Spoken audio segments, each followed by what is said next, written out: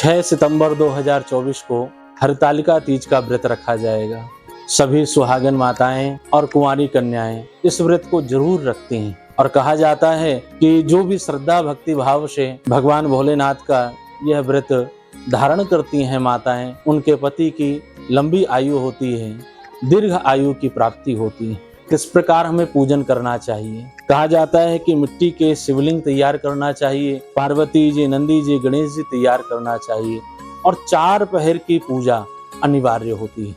जब आप भगवान भोलेनाथ का पूजन करते हैं, रात्रि का जागरण करते हैं, तृतीया के सूर्योदय से लेकर के चतुर्थी के सूर्योदय तक यह व्रत रखा जाता है और उसके बाद ही आप पारण कर सकते हैं। उसके मध्य में जल भी नहीं पीना चाहिए। जिस नियम के साथ अगर आप इस व्रत को धारण करते हैं और अगर किसी कारणवश आप बीमार पड़ जाते हैं और आप व्रत नहीं रख सकते हैं, तो इस व्रत को सास के लिए या देवरानी के ऊपर उतारा जाता है, इसको खंडित नहीं किया जाता है। अगर आपने व्रत प्रारंभ कर दिया है तो बीच में आप इसको खंडित नहीं कर सकते हैं। अब मैं आपको हरतालिका तीज की व्रत कथा सुनाने जा रहा हूँ। बिना कथा श्रवण किए हुए आपका जो व्रत है उसके फल की प्राप्ति नहीं होती है। अब मैं आपको हरतालिका तीज की व्रत कथा सुनाने जा रहा हूँ। माँ पार्वती भगवान भोलेनाथ का पूजन किया करती और हिमालय को हमेशा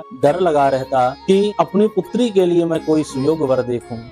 उसी समय वहां नारद जी का आगमन हो गया और नारद जी ने कहा, आप अपनी पुत्री का विवाह भगवान नारायण के साथ कर दीजिए। हिमालय बहुत प्रसन्न हुए, लेकिन माता पार्वती को जब पता लगा तो उन्होंने एक ही बात कही, मेरा विवाह हो तो केवल भोलेनाथ से हो, शिव शंकर से हो, इसके अलावा मैं किसी से विवाह नहीं कर सकती। कुछ सखियों ने सुना और माता पार्वती का हरण किया। हरतालिका शब्द का अर्थ है हरित अर्थात हरण करना, तालिका अर्थात सखी।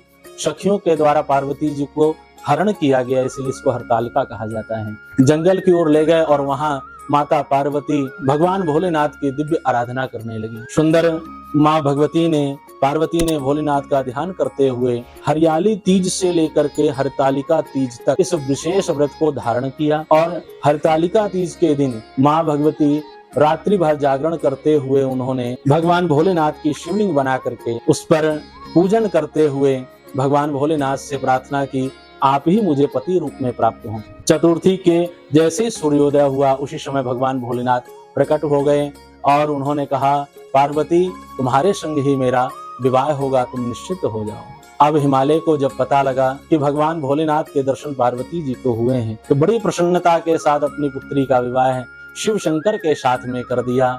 हरतालिका तीज बहुत ही पवित्र पावन यह व्रत होता है और इस व्रत को बड़ी श्रद्धा के साथ धारण करना चाहिए। कुंवारी कन्याएं भी इस व्रत को करती हैं और सुहागिन माताएं भी इस व्रत को किया करती हैं। रात्रि जागरण आवश्यक होता है, रात्रि में सोया नहीं जाता। 4 प्रहर की पूजा अनिवार्य रहती है। भगवान भोलेनाथ का स्मरण करते हुए ओम नमः शिवाय पंचाक्षरी मंत्र का हमें जप करना चाहिए और अधिक से अधिक मृत्युंजय महामृत्युंजय मंत्र का श्रवण और जप भी हमें जरूर करना चाहिए।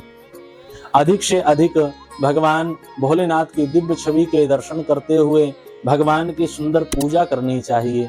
इस विधि के द्वारा जो भी इस व्रत का नियम पालन करते हैं, भगवान भोलेनाथ उनके पति की लंबी आयु करते हैं और वह स्त्री सौभाग्यवती होती है जो इस व्रत को धारण करती है। आप सभी माताएं बहनों को हरतालिका तीज की अनंत अनंत शुभकामनाएं। हर हर महादेव। राधे राधे।